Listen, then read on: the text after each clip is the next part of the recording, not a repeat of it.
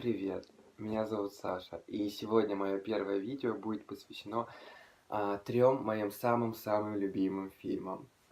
Первый фильм, про который я хочу сказать, это фильм Франсуа Озона, французского режиссера «Восемь женщин». Это невероятно крутой фильм, который я смотрел миллион раз и знаю его наизусть.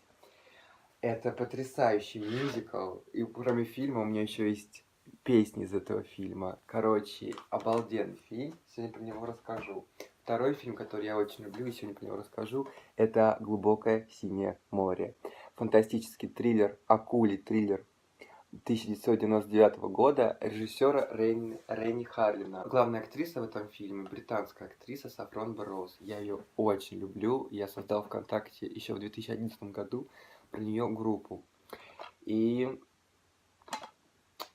каждый день туда захожу, добавляю с ней фотки, информацию. Она очень классная актриса, я ее полюбил с детства. А вот этот фильм, это помимо «Челюсти», самый классный фильм про акулу. Его можно пересматривать и пересматривать. Сегодня тоже про него расскажу. И третий фильм, про который я сегодня расскажу, я его очень люблю. Это фильм режиссера Энга Ли «Крадущийся тигр, затаившийся дракон». Это просто шедевр. В свое время его любили и на родине, в Китае, и Запад его оценил, номинация на премию «Оскар». «Крадущийся тигр, затаившийся дракон» лично для меня больше, чем фильм, и я его смотрел 1000 раз.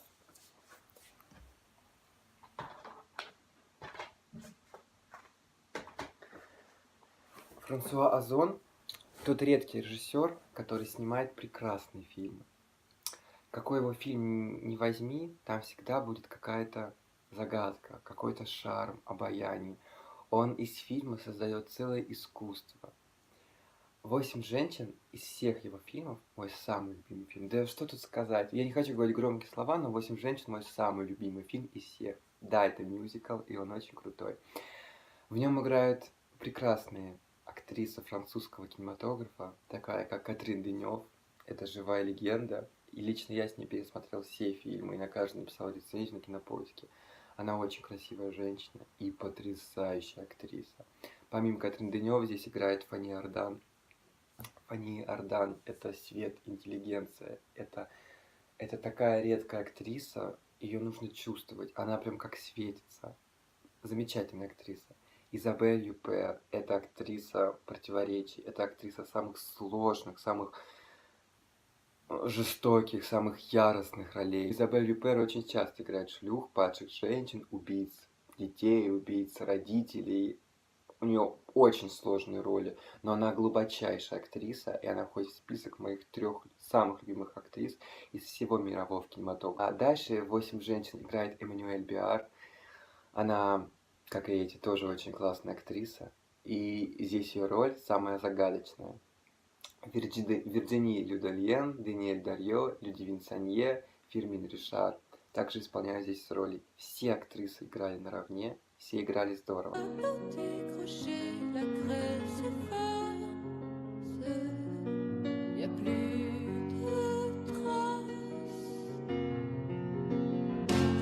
Je vis ma vie à pile ou face, tous mes sentiments à pile ou face, indifféremment à pile ou face, et de temps en temps, un coup je passe, un coup je casse. «Восемь женщин» — это экранизация театральной пьесы одноименной. И здесь сюжет происходит во французской глубинке, в особняке. Идет зима, убит хозяин дома. Его окружали 8 женщин. Его жена, 2 детей, теща, сестра жены, 2 служанки и его сестра. Одна из них убийца. Кто? Они оказались заперты в этом особняке, в этом поместье, забор большой, закрытый, снег идет, метель, и они в этом огромном особняке с трупом хозяина. Одна из них убийца. Кто? Каждая что-то скрывает, у каждой своя какая-то тайна. Поэтому они не говорят правду, в этом вся фишка. И каждую связывает с хозяином какой-то секрет. Каждая глубоко скрывает свой секрет. Но как найти из них убийцу? Это мюзикл, и каждая из этих героинь споет свою песню.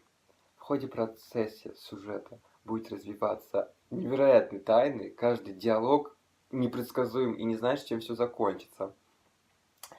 Все актрисы сыграли так классно, одно удовольствие смотреть. Диалоги есть уморительно смешные, там можно просто так смеяться. Тут есть и драма, и комедия. Это мюзикл с трагикомедией. Тут есть все.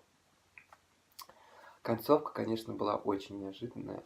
И на кого никогда не подумаешь, от того и ждешь самую неожиданность. Я первый раз посмотрел фильм «8 женщин» в 2002 году по телевизору поздно ночью. Этот фильм просто перевернул у меня все в голове. Я вырос на американских фильмах. Я очень люблю американский кинематограф. На самом деле он самый мощный, самый лучший. Мир кино идет за американским кинематографом, а потом уже все остальное. Но французское кино открываете для себя с 8 женщин. Вы полюбите французское кино, оно уникальное. Оно как вообще с другой планеты, оно ни на что не похоже. И для меня французский кинематограф наравне с американским. Американским кинематограф, конечно, им нет равных в коммерции. Но французский кинематограф, он настолько настоящий, как будто мы смотрим кусочек жизни. Французское кино уникальное. И начинаете смотреть французское кино именно с 8 женщин. 8 женщин, потрясающий фильм, я его очень люблю. И как посмотрите 8 женщин, вам понравятся песни. И еще послушайте песни от каждой героини. Это просто кайф. Второй мой любимый фильм – это «Глубокое синее море». Я его смотрел с детства миллион раз. Тут рассказывается сюжет, как в подводной лаборатории одна докторша, очень умная, ее играет моя любимая Сафрон Бороз, доктор Сьюзан, она придумала лекарство от болезни Альцгеймера, то есть от старческого слабоумия. Для нее это была больная тема, потому что у нее мать страдала этим, и это была цель для нее в жизни – придумать лекарство от этой страшной болезни. На самом деле лекарства от этой болезни до сих пор еще нет. Это очень серьезная тема.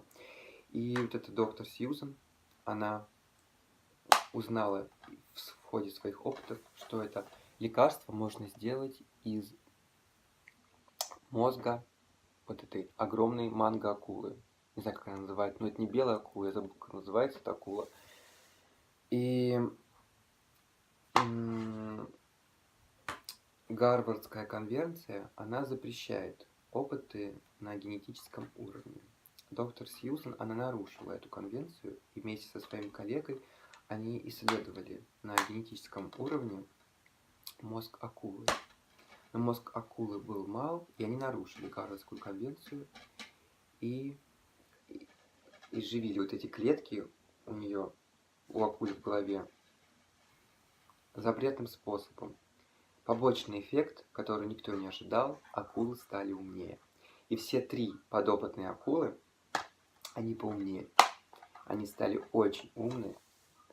И они решили затопить эту подводную лабораторию, сожрать, убить всех этих ученых и уплыть.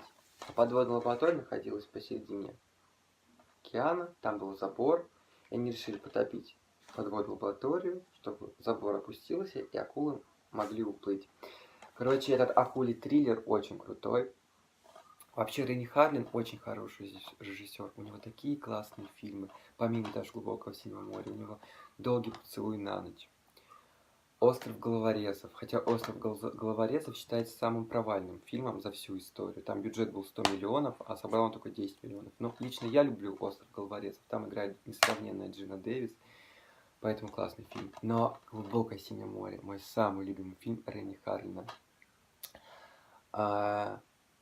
В нем куча классных сцен, когда они падают с лестницы. Мы всегда в детстве играли этот момент. Они упали с лестницы. Одна девушка упала в воду, ее там съела акула. Как они пытались спастись из этой подводной лаборатории, выбраться.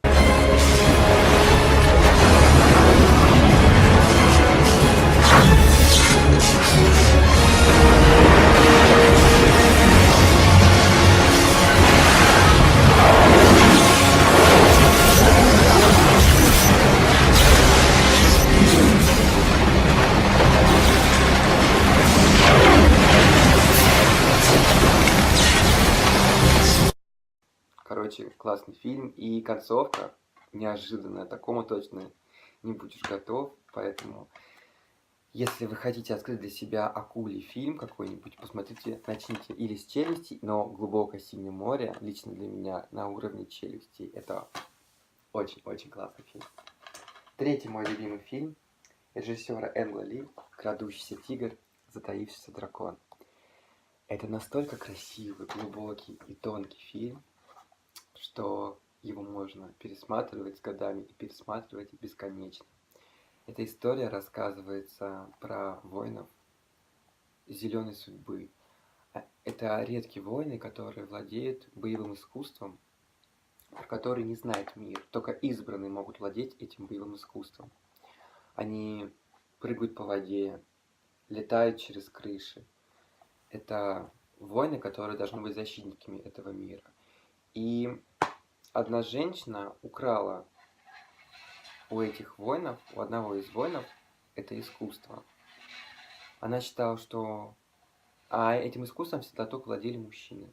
Женщинам он не разрешалось. И вот женщина, которую они обидели, может быть, изнасиловали, не знаю, там не сказано, она украла у них это, начала адаптировать его под себя. И она научила одну девушку, свою типа дочь приемную. И эта дочь научилась драться, и ее встретил сам великий Ли Мубай. Это самый сильный воин. И он увидел, что женщина владеет зеленой судьбой. И там такая головокружительная история. История воинов, история любви, история дружбы, история учителя и учителя. Как мне всегда нравится говорить, когда ученик превосходит учителя, значит учитель был действительно крутой. И эта история полная драмы, полная печали и сожаления. Энг Ли открыл нам целый огромный нам неизведанный мир вот этого крадущегося тигра, затаившегося дракона. И там столько крутых боевых сцен. Я с детства не люблю вот эти драки, как показывают в боевиках тупые. Но в этом фильме сцены драк показаны так живо, так красиво, что просто обязательно нужно это посмотреть.